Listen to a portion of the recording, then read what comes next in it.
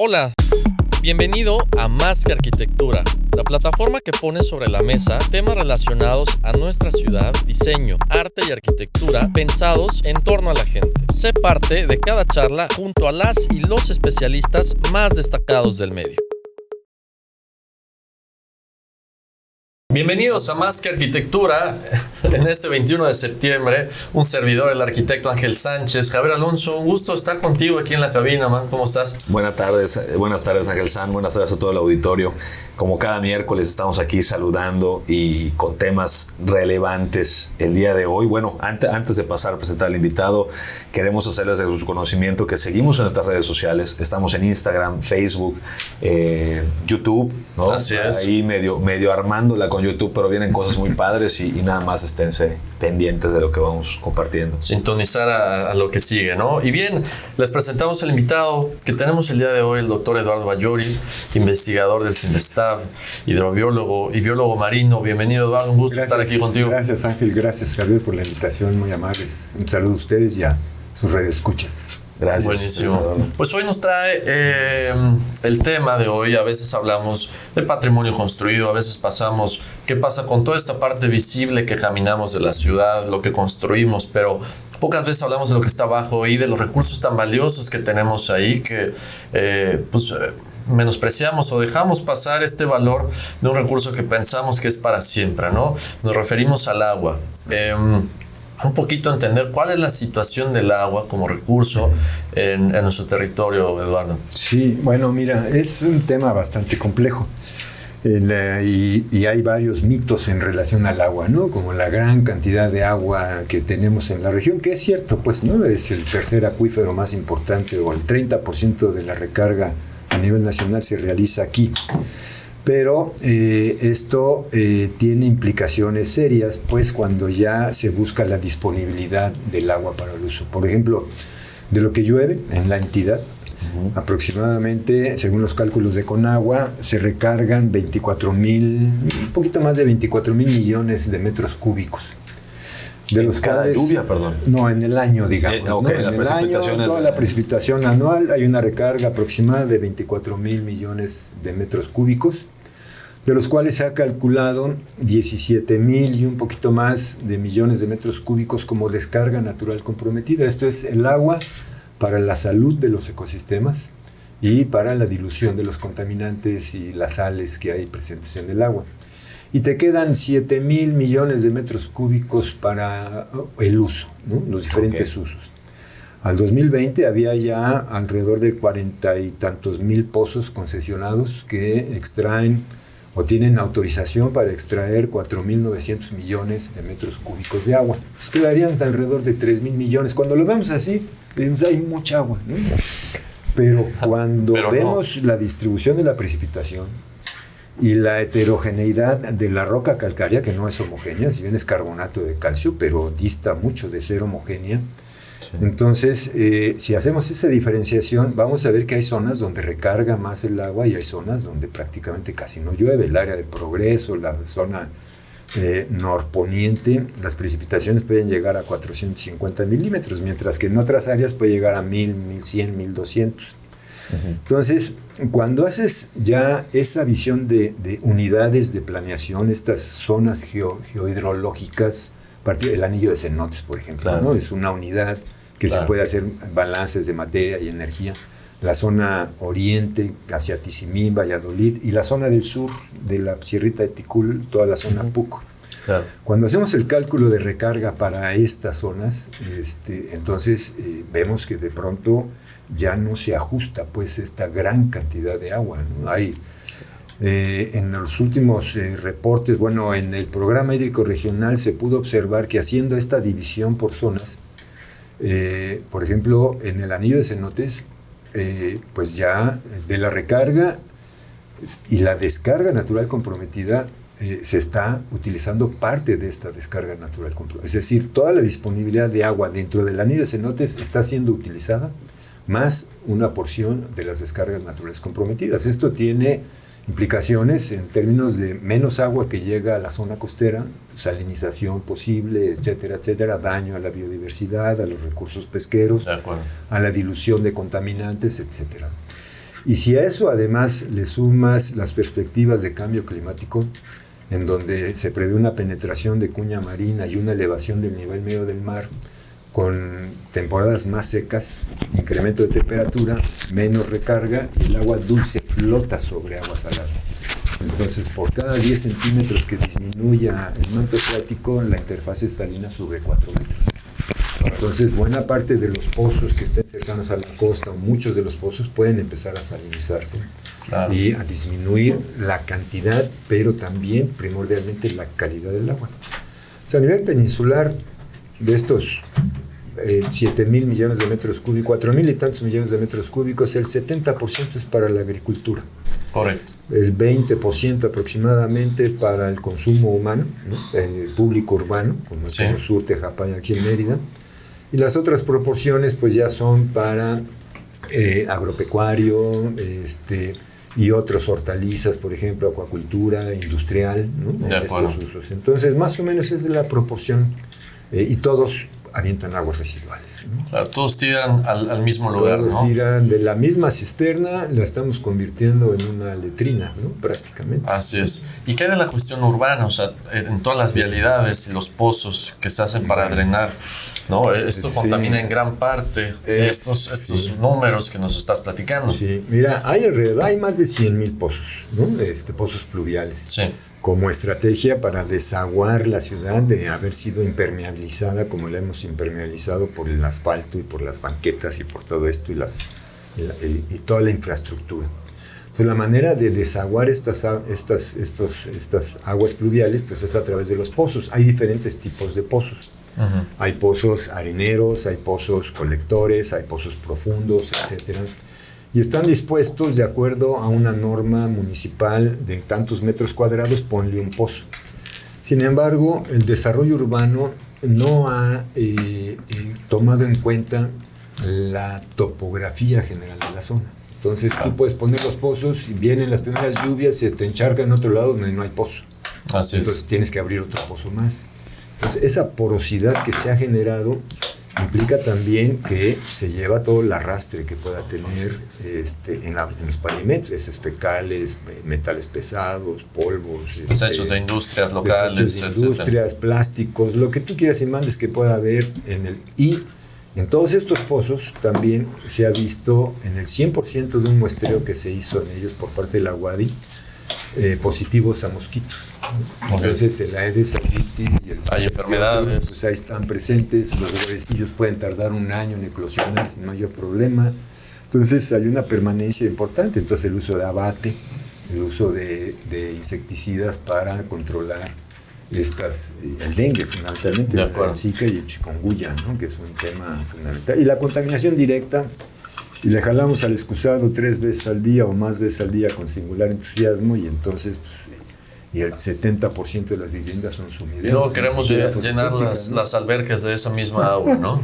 Pues sí, también. Ajá, así es. Nos gusta bañarnos. Cuando coloquialmente decimos que Mérida es plana, pues creo que está correcto que coloquialmente es plana, ¿no? Pero en una cuestión técnica, como hablamos, y entender estas cosas y los pozos y hacia dónde fluyen estas corrientes de agua, es donde hay que entender exactamente que no es plana es el territorio, ¿no? Sí, por eso se prevé también pues, la posibilidad de que evitar ya este tipo de infraestructura y poner algo así como jardines de lluvia, ¿no? Pero hay que tomar en cuenta esta microtopografía. Entonces, en esas áreas, en parques, jardines, glorietas, avenidas, camellones, hacer que el agua pueda fluir ahí y que vaya filtrando lentamente y vaya limpiándose de alguna manera antes de llegar al manto freático, ¿no? Bien. Y bueno, esta caída constante de agua, de infiltración al manto freático de los baños, del lavabo, de la regadera, etcétera, es una recarga constante.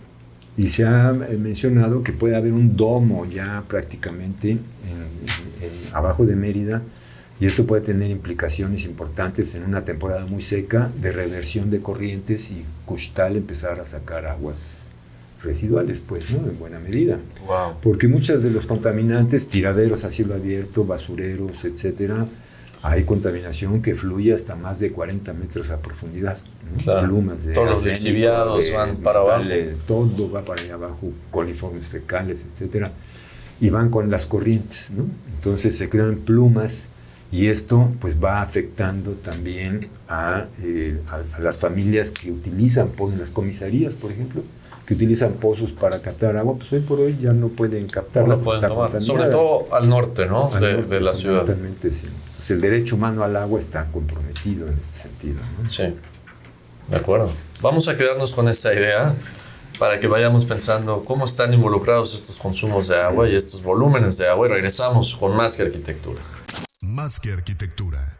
Es más preocupante y mucho más crítico de lo que generalmente pensamos esta situación, ¿no? Eso deberíamos estar, sin exagerar, volcados viendo qué hacer con esto, ¿no? Contingencia ambiental, ¿no?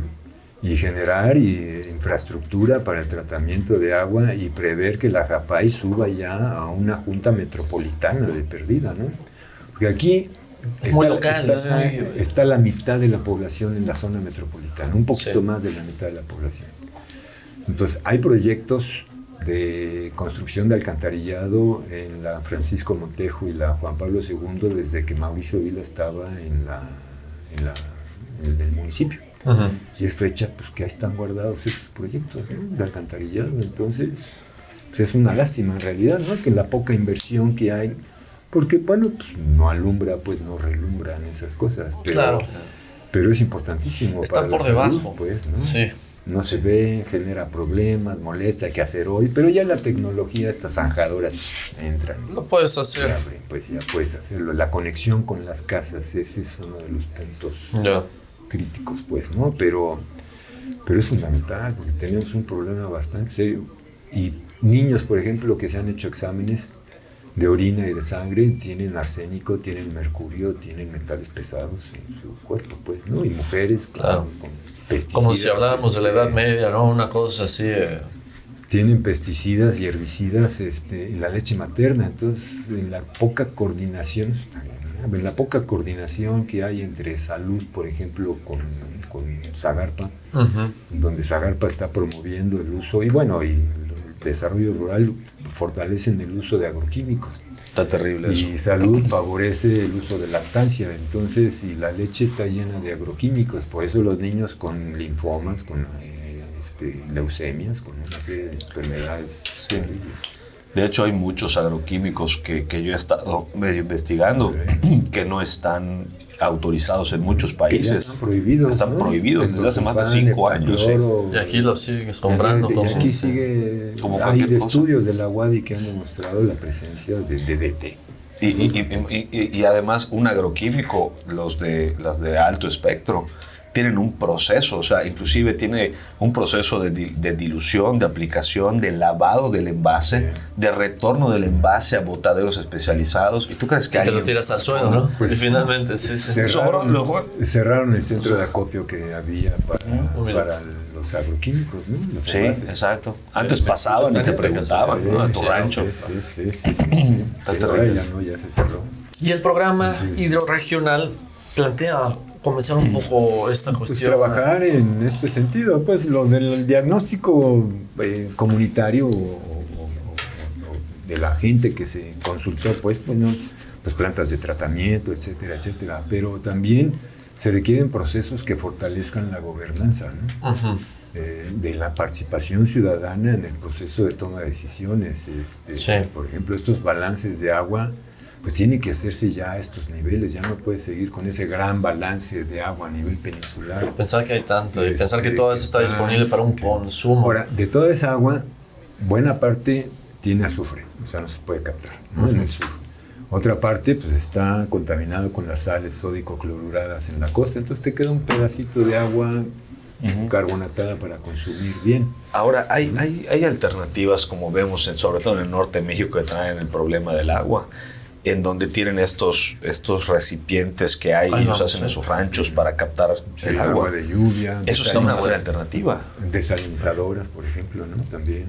Estamos de vuelta en Más que Arquitectura. Para los que van sintonizando, estamos retomando los temas de recursos hídricos. Acabamos de tener con el doctor Abayori un diagnóstico a manera muy general de estos volúmenes que tenemos de agua en el territorio. A veces podemos pensar que es mucha, ¿no? Y dándonos cuenta la cual es apta para captación y consumo, bueno, vamos preocupándonos un poco más, ¿no? También platicando el agua y cómo se mueve de manera subterránea. La salud o el estado de este recurso pues no es para nada el óptimo. Ahora, parte de las cosas o proyectos para empezar a abordar esto que mencionas, Eduardo, debería ser más crítico de lo que lo estamos tomando. Sí. Es el programa hidrorregional. ¿Qué contempla? Sí. Bueno, mira, ahí este programa hídrico regional contempla varias acciones derivadas también o vinculadas o alineadas con el Plan Nacional Hídrico y el Plan Nacional de Desarrollo, pero en términos de mejorar la dotación de agua, mejorar los sistemas de tratamiento, pero hay unas áreas que requieren mejorar los niveles de gobernanza, ¿no? de participación ciudadana en la toma de decisiones. Entonces, esta visión de solamente el Consejo de Cuenca con algunos representantes, usuarios y transversales que operan cada X tiempo, debe de sí, continuar, fortalecerse, pero deben fortalecerse más los órganos auxiliares vinculados a estas unidades de planeación, estas unidades hidrológicas más pequeñas, yeah. Y que participen en ese punto, porque ahorita, por ejemplo, si hiciéramos la proyección al 2050 en términos de cambio climático, con el crecimiento poblacional que se está registrando en Mérida, ¿cuánta agua de los 200 millones de metros cúbicos que hoy por hoy se ofrecen en este anillo de cenotes para el consumo de agua, cuánta más agua vamos a necesitar? ¿Cuánto le quieres dotar de agua a la gente? 150 litros al día, 200 litros al día, el mínimo necesario para poder vivir. Bueno, de ese crecimiento, ¿cuánta agua vas a necesitar al 2050? ¿Cuánta agua vas a mantener para las descargas naturales comprometidas para que los ecosistemas se mantengan en buena condición y puedas diluir los contaminantes que hoy por hoy se están presentando? Y de eso, el agua restante vas a tener que negociar entre cerveceras, porcicultores, entre industrias, cómo van a mejorar y hacer más eficiente el uso del agua. La agricultura es un desperdicio tremendo de agua, sí. Y además la contaminan enormemente por el uso de agroquímicos y el uso de fertilizantes. Y por otro lado, las actividades porcícolas que van creciendo, bueno, una granja de alrededor de 40,000 cerdos pues requiere 1,600 metros cúbicos al día, de los cuales buena parte se va a regresar al subsuelo. Con desechos. Entonces, los sistemas de tratamiento de agua deben ser obligatorios. Ya no se puede trabajar con biodigestores nada más o con fosas sépticas. Cuando en los pueblos del interior tenemos sumideros, ¿no? O fecalismo al aire libre todavía en muchos lugares. Entonces, o hay también en el solar de las casas pues animales de traspatio y todo eso está transminando, ¿no? Entonces necesitamos eficientar el tratamiento de las aguas residuales en todos los rubros, mejorar los basureros, porque estos también, los basureros a cielo abierto, los estudios de la UADY en el exbasurero de Mérida demostraron penetraciones a más de 40 metros de contaminantes, metales pesados, agroquímicos, todo lo que tú quieras se va. Sí. Y eso está yéndose con las corrientes y sale a la zona costera. Entonces los peces que tú puedas estar comiendo, pues vienen con mercurio, ¿no? Por un lado. O las mareas rojas que estamos teniendo cada vez más frecuentes, no las que vienen de Holbox y de por allá, sino las que salen de aquí de Chilam, ¿no? De Chilam, ahí es un punto de origen de diatomeas, ¿no? Pues, de acuerdo. Mareas rojas que están afectando y que se están presentando y año con año ahí se producen mareas rojas pequeñas, no repercuten, pero hay producción. Entonces, bueno, necesitamos ser más eficientes, captar el agua de lluvia, mejorar los sistemas de infiltración. Hay varios pozos de captación de agua potable al interior de Mérida. Y estos pozos alrededor tienen una cantidad enorme de pozos pluviales. Entonces estás jalando agua alrededor de pozos pluviales que están contaminados. Agua y lo que le hacemos al agua para potabilizarla, pues es echarle cloro, ¿no? Sí, claro. O sea, nada más punto para matar a los coliformes, pero todo lo demás pues está muy cuestionable, ¿no? El asunto. Entonces Hace falta la mucho participación más trabajo, ciudadana, ¿no? La ¿no? participación ciudadana por ejemplo, desde el domicilio, ¿no? Sí. Mejorar el sistema del agua de lavabos, pues ojalá y se pueda meter a la taza del excusado y meterlos las aguas grises las puedes utilizar para riego, mejorar los tiempos de residencia de las aguas negras. Si puedes meterlos en jardineras para que al final el agua, antes de infiltrarla, pues lleve un proceso ya más de limpieza, digamos. Los suelos tienen funciones de pedotransferencias muy buenos, pueden mejorar las aguas residuales, los rencinas y los litosoles metabolizan muy bien el carbón, los luisoles, el nitrógeno, en fin, son reactores que pueden funcionar muy bien. Pero estamos tirando los suelos también por todos lados. Cuando hacemos los fraccionamientos, jalamos los suelos y a ver qué pasa con ellos, ¿no? Claro, se pierden. sí. 200 biodigestores pues, ¿no? y listo, ¿no? Y listo, ¿no? Y pensamos que ya resolvimos el problema. Y luego hay muchas viviendas que hacen este fraccionamiento de lotes y te venden la vivienda, pero no tiene agua potable. Te venden con un pozo. Y un pozo pegado a la fosa séptica del vecino. Y entonces esa fosa séptica, de repente te estás lavando los dientes con el agua residual del vecino. Claro, o te bañas con el agua residual del vecino. Y eso tiene implicaciones serias, ¿no? O los turistas que llegan y se meten a los cenotes, pues traen adenovirus o no virus y una cosa también de importación, ¿no? De virus, bacterias y hongos exóticos, pues, ¿no? Que están entrando a nuestro medio, pues, ¿no? Entonces, creo que le hemos tenido muy poca cuidado al agua, ¿no? Porque no se ve, porque no hay ríos, claro, porque aparentemente está limpio, ¿no? A simple vista se ve transparente. Transparente, ¿no? Sí. Completamente. Así es. ¿Cuáles son las acciones, Diego? Mencionaste algunas, Eduardo.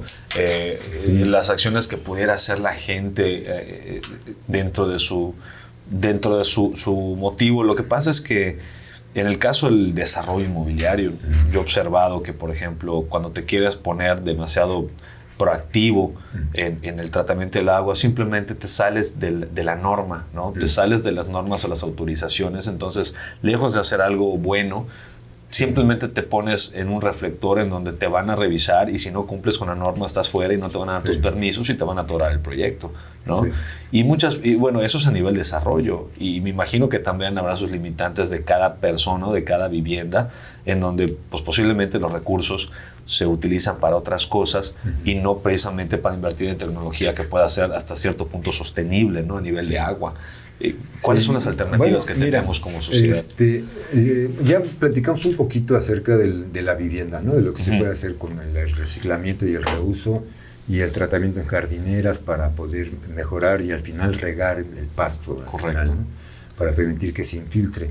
Ahora, a nivel ya extradomiciliar y en un fraccionamiento, mucho discutíamos en su momento acerca de ¿por qué pavimentar? ¿No? ¿Por qué no mejor poner adocretos o poner ecocretos o poner este tipo que permita la infiltración del agua en el sitio?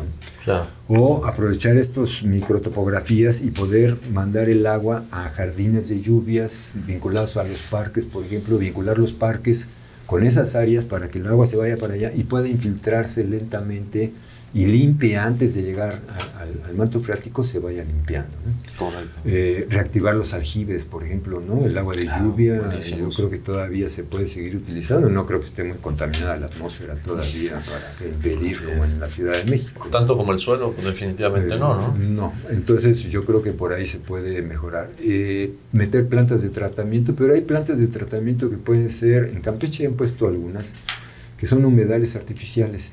Y esto los vinculas en los parques, en los jardines, ¿no?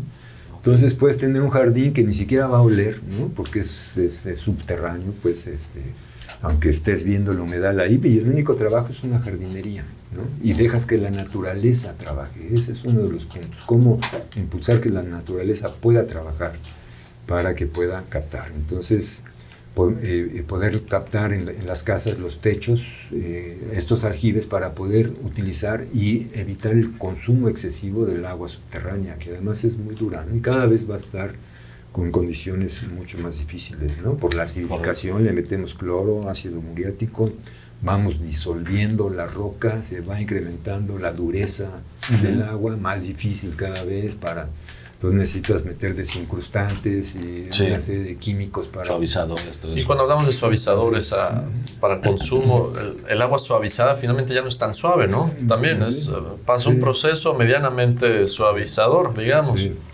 Y ahora, en el caso de Yucatán tenemos 3 familias de agua, ¿no? No es que toda el agua sea susceptible de poder utilizarla. En el sur están las aguas cálcico-sulfatadas, pues con azufre. Entonces no es muy factible poder utilizarla para consumo. Y en el caso de la zona costera, pues toda la sódico-clorurada. Entonces la cálcico-carbonatada, que es la que utilizamos, pues está en la parte central, ¿no? Y en esa parte central está todo el desarrollo económico en su máxima expresión, generando problemas de contaminación terribles, ¿no?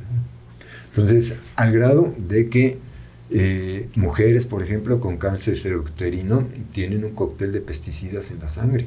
En la leche materna hay problemas serios de contaminación con pesticidas. Entonces, fomentar la lactancia es elevar el riesgo a que los niños puedan contraer ciertos tipos de cánceres. Y esto, el vínculo entre salud y desarrollo rural tiene que ser mucho más fuerte. Y obviamente, pues bueno, el instituto estatal debe generarse un instituto estatal. Hay que revisar las estructuras de Conagua, ¿no? Y los órganos auxiliares a nivel de estas unidades, grandes unidades de planeación para que vayan trabajando. Fomentar las juntas intermunicipales, las alianzas intermunicipales para que cada municipio pueda tener acción a largo plazo y no cada 3 años y no tienen capacidades técnicas, humanas, financieras, económicas para mantener una planta de tratamiento, por ejemplo, ¿no? Claro. Entonces necesitas mejorar las condiciones de disponibilidad, de conocer la disponibilidad real, capacitar a todo el personal que está involucrado en los temas de gestión del agua. Y bueno, el cambio climático y el riesgo es latente, pues ya ahí está. Jugará una buena parte. Y ya viste en el 2020 cómo llovió, ¿no? Exacto, y nos puede pasar eso mismo. Vamos a un corte y regresamos con esta idea en Más que Arquitectura. Más que Arquitectura. Que ya ahora ahí en la cota topográfica de 5 metros ya zona de riesgo de inundación. ¿Cuántos fraccionamientos no están acá en Concal, en las Américas mismas, ¿no? Inundados. Entonces les mandan pipas para sacar el agua. Pues ¿cuál más? ¿Y dónde la vas a...? Sí, viene de abajo, ¿no? Viene de abajo. Y eso que viene de abajo viene con coliformes y viene con toda la mezcolanza que trae ahí, ¿no? Te lo regresa a la naturaleza. Sí, ahí te va de regreso. Sí, precisamente yo creo que es el tema con el que podemos entrar hoy. Una duda un poquito, la dermatitis. Un poquito personal, la región o la manera en la que tú eliges o elegiste tu lugar de vivienda aquí en Mérida tiene que ver mucho con este criterio que estamos platicando. Cuando me vine yo a vivir acá. No, ahora. Yo vivo ahorita. Ajá. O sea, ¿cómo lo traduces a tu vida cotidiana? Vas a tu casa hoy y dices, chinga, hoy de lo que hablé, esta zona, esta agüita tiene un poquito de, ¿no? Pues sí, tía Piquete. Piquete. No, pues bueno, pues es que uno se va ahí adaptando un poco, pues, ¿no? O sea, no te podría decir que la mejor zona para vivir, para captar la mejor calidad de agua hacia el sur, ¿no? Claro. Porque viene ahí Humán y está las zonas industriales y después están las zonas de porcícolas y avícolas a todo alrededor. En fin, no hay puncho para donde te puedas escapar, Ya. ¿no? Entonces, pues yo creo que más bien elige un lugar en que te genere un poco de paz. Y te pasa el traguito. ¿no? Con mucho verde, en el que puedas escuchar ahí a la fauna, que ese es un valor que el desarrollo inmobiliario no está contemplando mucho. Hay algunos fraccionamientos, pero el verde te da un valor agregado en términos de paz espiritual. Cuando tú entras a un fraccionamiento donde hay muchos árboles, luego sientes la temperatura baja. Y otros sonidos, todo, ¿no? Te relajas, pues entras y te relajas. Ese es un valor que mucha gente no está contemplando al momento de hacer las ventas inmobiliarias. Quieres sacar la mayor renta posible a los 8 por 20, no, 8 por 20, 8 por 20, 8 por 20, 8 por 20. No manches, y si fueran de 5 mejor, ¿no? Claro, si pudieran hacer, está terrible. De 4.50. Te vas por la rentabilidad y no por el espacio vital que necesitas para poder tener. Y también un tema de presupuesto, ¿no? Porque yo he visto proyectos así, estilo chiquilotes que hacen chiquititos, que la verdad no estamos para nada de acuerdo con esa práctica. Sí. Pero dices, de todas maneras tienes que tener un porcentaje de verde. Pero si ese porcentaje era verde, luego metes palmeritas y zacatitos, Sí. pues vale para lo mismo. Ese 15% de áreas verdes Se volvió nada. zonas marginales, pues ya me sobró ese terrenito, ¿Cómo? te lo dejo, ¿no? Pero si tuvieras ese 15%, pero le metes dinero, te traes árboles de porte alto, le metes ahí un buen parque. arbustos, le metes, entonces ya sí se O siente. haces las banquetas un poco más amplias y cuando menos pones en las banquetas. ¿no? Exactamente. Sí. Porque eso te crea un microclima también. Sí. Y no, y que Entonces, no vaya esta vegetación en la caseta de acceso nada más, ¿no? Para que se vea. para fachadas. Sí. Porque además tener un microclima también implica un menor uso de aires acondicionados, ¿no? Y viene un ahorro también ahí significativo, pues, ¿no? Cambios climáticos y etcétera, etcétera, pero por las fugas de no sé si todavía siguen utilizando fluorocarburados, ¿no? Los aires acondicionados, que es un Creo que gas de sí, efecto ¿no? invernadero Sí. bellísimo. Daniel, perdóname, hoy estás haciendo todo el esfuerzo. ¿Cómo se llama? Ida y vuelta para los tiempos. R4, ¿no? ¿Cómo le llaman Sí, esa? ya no me acuerdo, está el metano, está el amonio, están varios, ¿no? Que están calentando. Estamos de vuelta en Más y Arquitectura. Para los que van sintonizando este bloque, hablando de cómo utilizar el agua, qué métodos, además de nuestra propia vida en la casa, podemos usar para esto, cómo están los programas hidrorregionales en este asunto que están atacando, Eduardo. Ahora, ¿qué más podemos hacer? ¿Qué más hay en la Organización para la Gestión del Agua? ¿Cómo están el tema de recursos? También me imagino, esto podría ser negocio en un momento, ¿no? ¿Por qué no hay también gente poniendo atención a eso? Sí, mira, ahí hay una oportunidad enorme, ¿no? En realidad, en el sentido de, por ejemplo, las aguas de fosas sépticas, los lodos de fosas sépticas y aguas de nixtamal se tiraban en unas lagunas de oxidación en el ex basurero de Mérida, donde está el CRIT. Sí. Se logró cerrar y se construyó una planta de tratamiento. Y ahí se llevan esas aguas. Pero eso es nada más en Mérida. Y todo lo demás no hay quien... en el área Tizimín, por metropolitana, ejemplo, pues van y buscan una sascavera por ahí para tirar todas esas aguas, porque no hay dónde, ¿no? Sí. En el relleno sanitario no se permite tirar esas aguas. O las aguas de grasa, ¿no? De Del restaurante. las De las frituras, trampas, exacto. de todo eso. No hay dónde tirarlo, entonces a veces se hacen trampas, se pone una cubetita con agua buena, llega el que prueba, dice, bueno, sí, a ver, tíralo allá, está buena el agua, y cuando sale como una pasta dental así, y cae en la planta de tratamiento y se te echa a perder. Entonces tienen que cerrar, tienen que limpiar y hacer una serie de cosas. Entonces, a los piperos, por ejemplo, se les decía, bueno, ¿por qué no ponen ustedes una planta de tratamiento? Cobran y operan la planta de tratamiento y ustedes... Y bueno, fue un poco difícil, pero a lo mejor se requiere que la autoridad municipal tenga mayor participación. Es una obligación. Y la iniciativa privada, pues hay muchas empresas que construyen plantas de tratamiento de chile dulce cacahuate o de humedal artificial. Y pudiera haber ahí actividades, no solamente en Mérida, en todo el estado, pues que podamos hacer un saneamiento importante. Y tiene que haber un programa gubernamental para atender esos puntos de contaminación, pues, ¿no? Del agua. Porque, pues tal vez ahorita no nos demos mucha cuenta, pero más adelante nuestros hijos, la perspectiva que viene al 2030, 2050, esos 20 años, van a ser años muy críticos, ¿no? En realidad. Ya, de tomar acción, porque ahorita definitivamente van a venir años muy secos, tormentas muy grandes, y va a haber una variabilidad climática enorme que si no estamos preparados, el agua que vamos a tener del subsuelo va a ser muy difícil de tratar y las aguas embotelladas se van a encarecer tremendamente y habría que ver exactamente qué calidad. Igual te están vendiendo agua destilada, ¿no? Así es. Entonces, ahora que tienen cero todo, está cañón, ¿no? Pues sí, y eso te genera pérdidas. Si tú te tomas agua destilada, te chupa todos los minerales, te agarras osmosis inversa, ¿no? Sí. Sí, entonces acabas todo. Te deshidrata. Sí, te deshidrata, ¿no? Entonces, sí es un tema. Deberíamos de estar en una situación de contingencia, y esto lo digo en serio, pues, ¿no? Con seriedad y con responsabilidad. deberíamos estar en una situación de contingencia ambiental para tratar estos temas y aplicar programas específicos para el saneamiento integral del estado de Yucatán.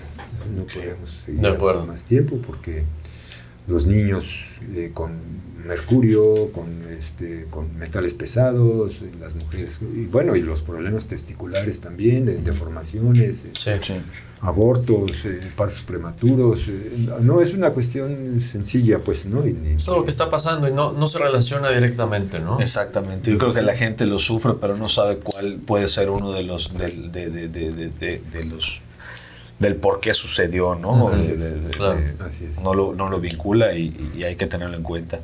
Eduardo, hemos estado sufriendo, yo creo, como estado últimamente, estas lluvias torrenciales, que a mí me encanta la lluvia, pero hay zonas donde les ha afectado a nivel de inundación, ¿no? Donde ya existe la vivienda y todo esto. Y mucha gente, me acuerdo que el primer año que tuvimos así de crisis, creo que fue el 2020, si no estoy mal. 2020.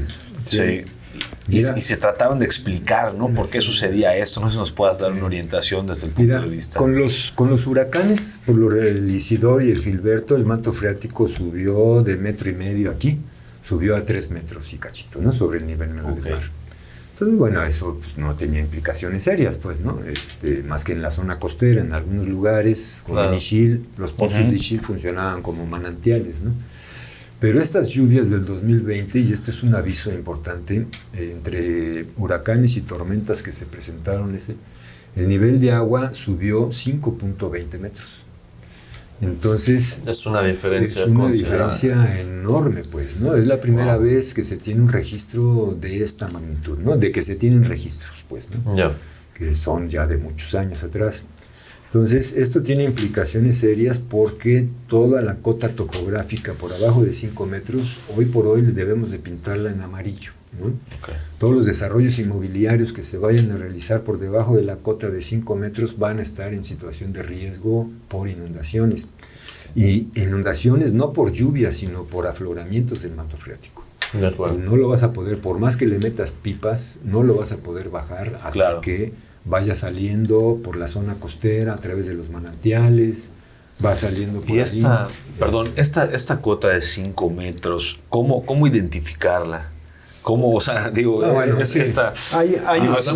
nivel medio. Hay estudios LIDAR, por ejemplo, o todo el sistema de control geodésico de INEGI, que tiene puestos varios puntos de control. Entonces, la zona topográfica de 5 metros debe estar ahí por la parte norte de las Américas. Conchen. Temozón, Conchen, toda esta zona de ahí, la Sierra Papacal, toda esa parte, ¿no? El club de golf de la Ceiba y toda esa zona que se extiende por toda la zona costera, pues, ¿no? Ahí sí está, esa zona va a ser ya una zona de riesgo, pues, importante, ¿no? Que habrá que tomar consideraciones importantes cuando se quieran hacer desarrollos inmobiliarios y más en toda esta burbuja que se está desarrollando de lotes de inversión. Está terrible eso. ¿Qué pasa con los fraccionamientos que están en esta parte norte y zonas inundables, como estamos platicando, Eduardo? Pues con las promesas de mandar pipas, pues eso es nada más como un atole al dedo, pues, ¿no? O dedo al atole, no se llama. Sí, bueno, de acuerdo. Pero atole con el dedo. No puedes hacer nada porque es el manto freático que está aflorado, pues, ¿no? Sí. Entonces, no puedes hacer nada. Entonces, hay que esperar a que vaya bajando los niveles, ¿no? Tal vez un punto sería limpiar los manantiales, Eso estamos hablando de labores. Escapar todo el sistema de cañería interna, pero... No, es que este tema de los chiquilotes me da un poco de risa porque desde la certidumbre legal ya hay un problema grave, ¿no? Que a veces la gente firma, como dice, ¿sabes qué? Voy a pagar 800 o 1,500 pesos mensuales, pues firman lo que sea, ¿no? Y ahí ya están firmando algo que no tiene ningún sentido legal. Y luego, el tipo del uso del suelo y la propiedad, ¿no? los servicios, la falta de servicios, mejor dicho, y luego esto, ¿no? Sí, el tema de la... Sí, te digo que muchos no tienen ni agua potable, pues, ¿no? En estos lotes Y, que se y están pozos y vendiendo. tal, y dices, oye, esto, y pozos de esta misma situación, Sí. y pozos de los que en un futuro hasta se van a Te van a inundar, rebosar. de ahí va, exacto. Exacto. Sí. Y bueno, el tema de los pozos creo que es un tema relevante cuando la gente llega y perfora pozos así por simplemente por el arte de por 6,000 pesos perforar un pozo, Sí. y además tú decides la profundidad que tú quieras, Así ¿no? es, sí. Sin Y eso- registrarse sin con agua, ¿no? registrarse. Exactamente. Eduardo, para ir redondeando, que se nos acaba el tiempo Sí, el día de hoy, sí. ¿con qué nos quedamos? Esta situación es preocupante, decías de manera seria, nos debe preocupar, Sí. debería ser una contingencia Sí.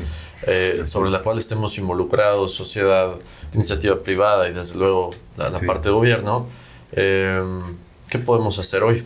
Pues mira, por un lado es revisar la disponibilidad de agua realmente.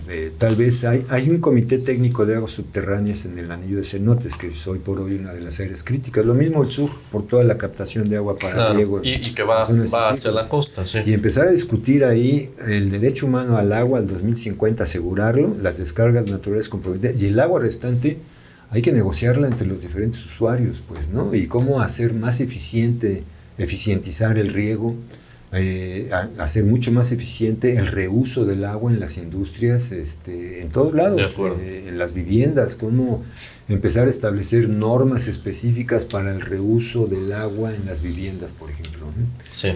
Que permita utilizar las aguas grises para captar aguas para el baño y de ahí establecer jardineras que permitan el riego final y evitar en lo máximo que se pueda Que todo la vaya para infiltración, ¿no? De acuerdo. Hay mucho trabajo en este sentido y capacitar mucho más y establecer un instituto metropolitano del agua, ¿no? Sí, no Que municipal, empiece necesitamos ya no municipal. mayor acción. Y la JAPAI atiende Mérida y atiende un poquito de Canacín y un poquito de Humán, tantito, ¿no? Pero el crecimiento que se está dando es en toda esta área, entonces JAPAI debería de transformarse, es inconstitucional además, pero bueno, debería transformarse en un instituto metropolitano, ahora que hubo ya un acuerdo de conurbación entre los diferentes municipios metropolitanos, Sí. que se levante un instituto y que ese instituto sea el que se haga cargo de la operación del agua potable y del tratamiento del agua potable. Si hacemos eso, en el corto plazo, podemos asegurar que la mitad de la población, en principio, puedan tener mejores condiciones y después trabajar al mismo tiempo en las otras áreas Proyectos más grandes. del Estado, ¿no? Por lo menos en las ciudades más grandes empezar a trabajar con los sistemas de tratamiento de todo tipo de agua. Sí. Aguas grises, aguas negras, aguas Jabonosas. grasas, etcétera, ¿no? Así es. Y hasta las aguas de los baños portátiles. Claro, pues, ¿no? así es. Que hoy por hoy empieza a tener ya un problema serio esas aguas No azules. tienen dónde ¿no? mirar, claro. Sí. Doctor Eduardo Bayori, muchísimas gracias por tu visita el día de hoy. Nos deja preocupados, hay que ocuparnos. Más bien, gracias por estos meses de diálogo. Hay que hablar más del agua. Man, Así es, totalmente, Ángel. Yo creo que es un tema que no podemos dejar tabú, como tristemente, bueno, supongo, yo a título personal, supongo que los gobiernos se han callado mucho este tema que ha persistido a lo largo de los años y hoy llega a tocar una puerta a decir hagan algo, ¿no? Y invitar a todos los que están llegando de fuera también a sumarse a esta iniciativa porque pues el recurso es de todos, ¿no? De todos que vamos a habitar el territorio. Y pues muchas gracias, doctor, por estar con nosotros. A mensaje, muchas gracias. muchas gracias, man. Les recordamos, estamos en redes sociales, Instagram, Facebook. Visiten el podcast, pueden escuchar al doctor Eduardo Bayori en el Spotify esta misma semana. Les pasamos el link. Muchas gracias, nos vemos. Gracias. Hasta la próxima.